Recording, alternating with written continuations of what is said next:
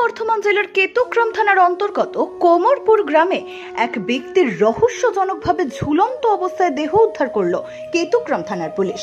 জানা যায়, ঝুলন্ত অবস্থায় ওই মৃত ব্যক্তির নাম সত্যজিৎ সাহা। বছর 28-এর সত্যজিৎ কেতুগ্রামের কোমরপুর গ্রামের কালীতলা পাড়ার বাসিন্দা।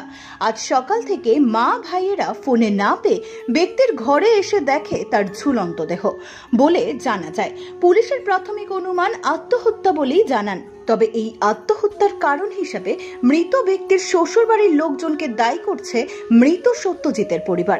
এছাড়াও আত্মহত্যার কারণ হিসেবে মৃত ব্যক্তির ভাই রাজু সাহা জানান, তার দাদার শ্বশুরবাড়ির লোকজন দাদাকে প্রায় সময় অপমান ও নানাভাবে মানসিক নির্যাতন করত।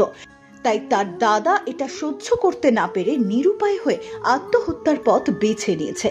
এছাড়াও মৃত ব্যক্তি তার মৃত্যুর কারণ একটি সুইসাইড নোটে বিস্তারিত লিখে গেছে বলেও জানা যায়। এই বছর 28-এর সত্যজিৎ সাহার মৃত্যুতে কোমরপুর গ্রামে নেমে এসেছে শোকের ছায়া। মৃত ব্যক্তির পরিবারের দাবি একটাই, দোষীরা যেন শাস্তি পায়। থানায় অভিযোগ পাওয়ার সাথে সাথেই তদন্ত শুরু করেছে কেতুগ্রাম থানার পুলিশ। আমার ছেলেকে ওরা 7 বছর ধরে জ্বালাইছে, 7 বছর ধরে। কালকে বলেছে মারধর করবো, গিয়েছে তাও বলেছে সুমন।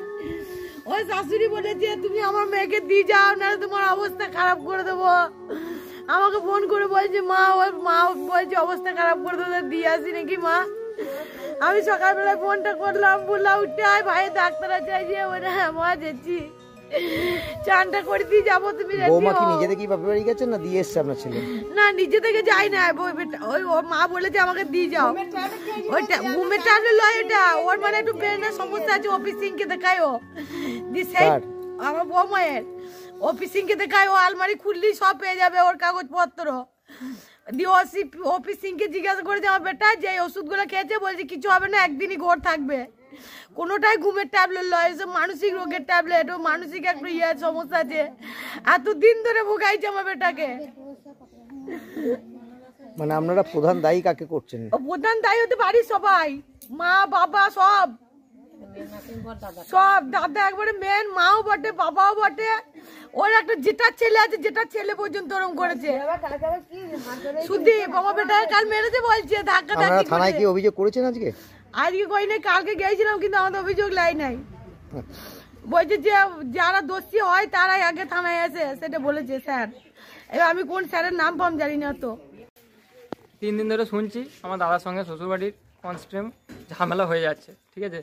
অতিরিক্ত ঝামেলা হচ্ছে, চাপ সৃষ্টি করছে, ওরা থ্রেট দিচ্ছে, এমনকি ওনার বোনকে ফোন করে শিখিয়েও দিচ্ছে যে বোন তুই 2-4টা ট্যাবলেট খেয়ে নে, তারপরে ওদের কি অবস্থা করতে হয় সেটা আমি দেখছি, কি ব্যবস্থা করতে হয়। বলাও যা, ওর বিষ খাওয়াও তাই। আমি এইদিকে আমরা তখন থানা বেরিয়ে গেছি যে ওর এরকম মানে ওই যে ট্যাবলেট খেয়েছে আর কি। আমরা এখান থেকে থানা বেরিয়ে গেছি। থানা কে ট্যাবলেট খেয়েছে? আমার বৌদি, সেটা কালকে, ঠিক আছে? ব্রেনের ওষুধ 2-4টা খেয়ে নিয়েছে, ওই দাদা বলেছে ভয় দেখাতে, ওই জন্য খেয়েও নিয়েছে। আমরা বেরিয়ে গেছি থানা। কিছুটা রাস্তা যাওয়ার পর আমাদেরকে ফোন করে খবর দিচ্ছে যে এই ব্যাপার করেছে। আমরা তাকে থানা ঢুকে গেছি। থানায় গিয়ে জানালাম কি আমরা একটা রিপোর্ট লেখাতে যাই, এই ঘটনা ঘটেছে। থানায় টেবিল অফিসার ছিল উদয় শঙ্কর সাউ। হ্যাঁ, ওনাকে গিয়ে বললাম, উনি বলছেন কিনা যে থানায় কারা রিপোর্ট লেখাতে আসে যেন আগে, যারা অপরাধ করে তারাই থানায় রিপোর্ট লেখাতে আসে। এই কথা আমাকে থানার ওই যে এসআই হবে অবশ্য, আমি ঠিক দেখিনি। যাই হোক, আপনারা কি করলেন, কি হলো, কেন হলো? আমরা ওখান থেকে চলে এসেছি। তারপরে দাদারা ওখানে বৌদিকে নিয়ে গেছে, ওখান থেকে এসছে। তারপরেও থ্রেট দিয়েছে, সে সব রেকর্ড আমার কাছে আছে। কে থ্রেট দিয়েছে? ওটা হচ্ছে আমার দাদার সম্বন্ধে, মানে বৌদির দাদা।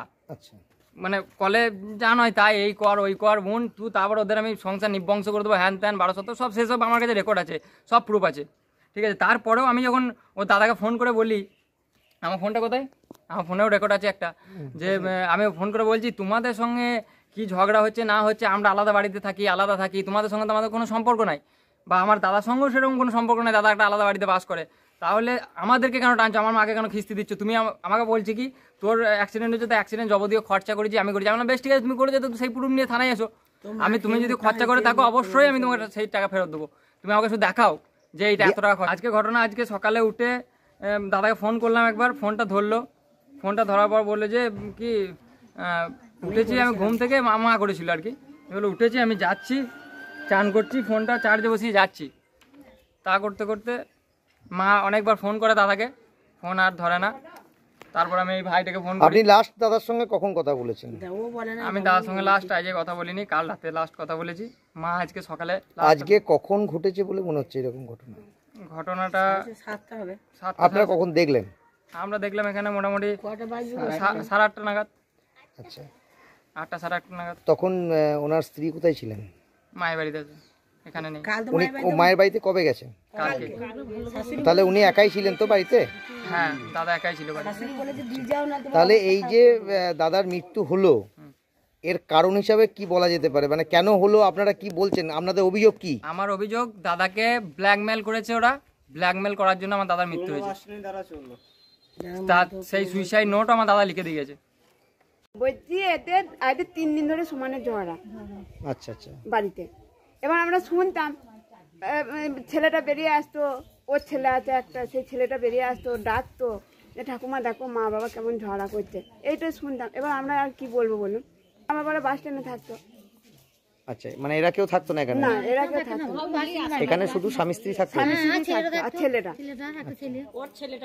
আচ্ছা, বাচ্চারা।